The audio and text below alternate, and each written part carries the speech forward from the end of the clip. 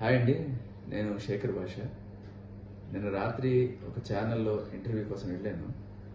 రాత్రి బాగా లేట్ అయింది, 12 అయింది. కరెక్ట్గా తిరిగి ఆ ఛానల్ నుంచి ఇంటికి బయలుదేరుతానే టైంలో అప్పటికే లావణ్య అక్కడికి చేరుకొని గట్టిగా అరుస్తూ బూతులు తిడుతూ నానా హంగామా చేసింది.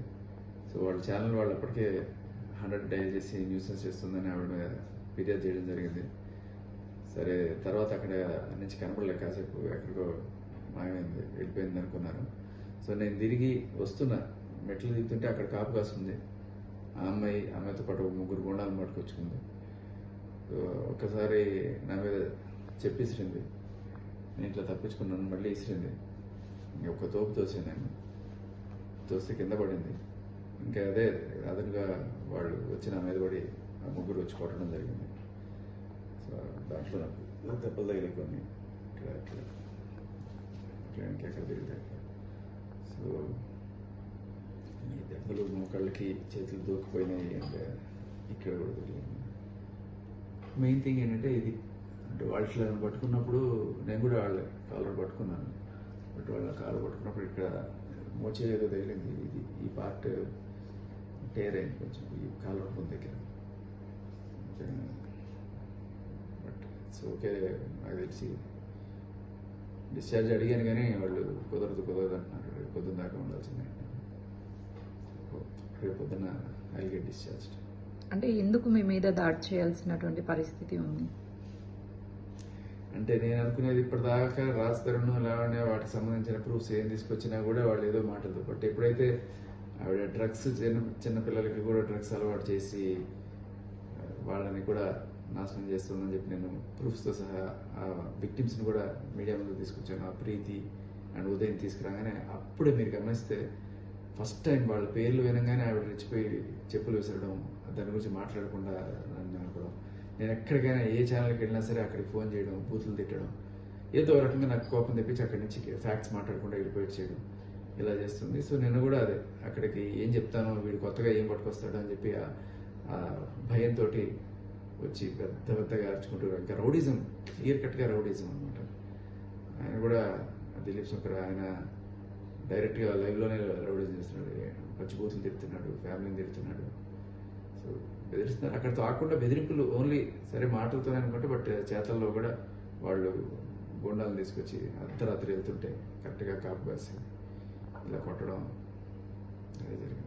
అంటే ఇప్పటికే మీరు డ్రగ్స్ మీద యుద్ధం చేస్తాను అని చెప్పి చెప్తున్నారు.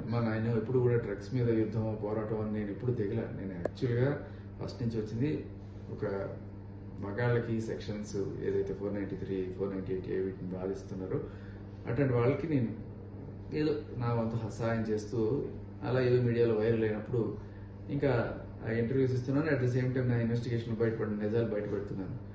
కానీ అందులో ఇలా చేస్తూ ఉన్నప్పుడు రాజతరుణ్ లావణ్యకి సంబంధించిన విషయం వాళ్ళ గర్ల్ ఫ్రెండ్ ప్రీతికి చెప్పాడు. ఆ ప్రీతి ఏమో లావణ్యకే చెప్పింది, ఇట్లా శేఖర్ భాష సంప్రదించాడని చెప్పి. తర్వాత ఈవిడికి డౌట్ వచ్చింది, ఇంకా వీళ్ళు ఏమన్నా బయట పెడతారేమో ఇవి నిజాలని చెప్పి వాళ్ళని బ్లాక్మెయిల్ చేయడం మొదలుపెట్టింది.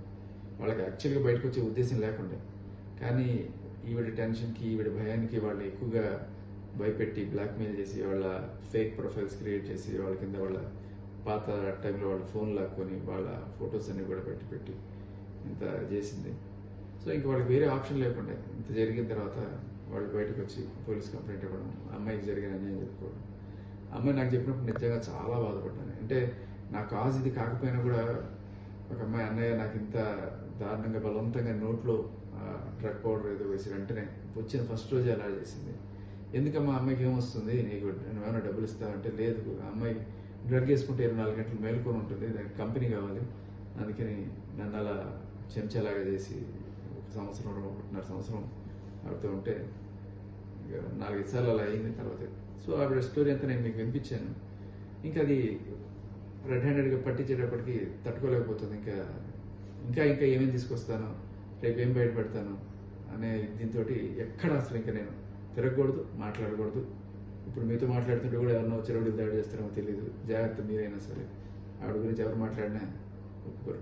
అంటే ఇప్పుడు మీ మీద దాడి జరిగింది అని చెప్పేసి ఈ ఫైట్ ని ఇంతటితో ఆపేస్తారా?